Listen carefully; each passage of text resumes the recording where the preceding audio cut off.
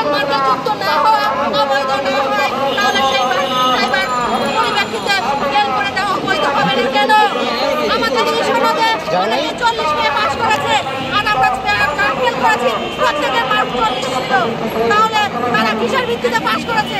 এটা তো এনটিআরসি একজন গাড়ি চালক, 200 কোটি টাকা সম্পদ, সে একটা কম্পিউটারে বসে একটা রুল নাম্বার দিতে পারে, তার মধ্যে এখানে ফাইবার কোনো মার্ক যুক্ত হয় নাই।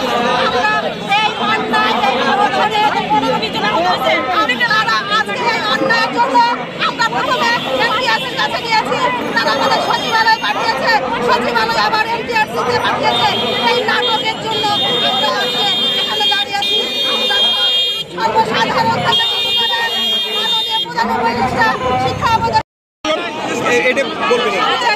শুরু থেকেই আমরা 15 তারিখ থেকে শান্তিপূর্ণ অবস্থান কর্মসূচি চালাচ্ছিলাম এনটিএসসি এর সামনে।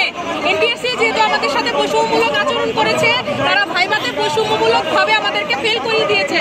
কিন্তু শান্তিপূর্ণ অবস্থান কর্মসূচি করে ওরা আমাদের কোনো কথা মানেনি। সেই জন্য আজকে আমরা এই সচিবালয়ের সামনে অবস্থান কর্মসূচি চালাচ্ছি, কিন্তু পুলিশ আমাদের উপরে টিয়ার সেল চালাচ্ছে এবং বুলেট ছড়েছে। সেই বুলেটে আমাদের প্রায় 10-12 জন আহত হয়েছে, বুলেট লেগেছে। ওরা আপাতত ঢাকা মেডিকেলে নিয়ে যাওয়া হয়েছে।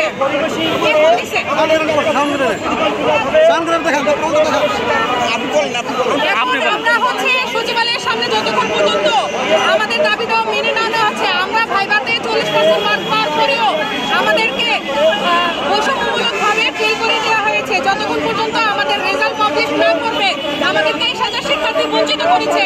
এনটিএসসি চেয়ারম্যানকে এই জবাবদিহি করতে হবে যে আমাদেরকে কি কারণে উনি বৈষম্যমূলকভাবে, অন্যায়ভাবে উনি আমাদেরকে ফেল করে দিয়েছে। এটা ওনাকে আজকের মধ্যে জবাবদিহি করতে হবে। এবং আমাদের একটাই দাবি যে আমরা সনদ চাই।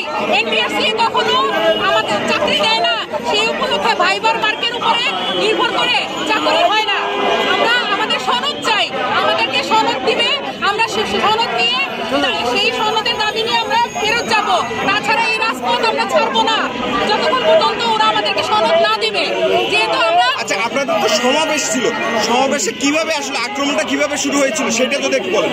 আমরা আজকে সচিবালয়ের সামনে 8টা থেকে অবস্থান কর্মসূচি চালাচ্ছি, কিন্তু আমাদের কোনো দাবি আছে। তখন তিনি উদ্দেশ্য প্রণোদিতভাবে আমাদের এই রেজাল্ট প্রকাশ করেছে, যাতে আমরা কেউ কোনো আন্দোলন না করতে পারি, কোনো মিডিয়া কভারেজ না করতে পারি এবং আদালতের দ্বারস্থ হতে না পারি।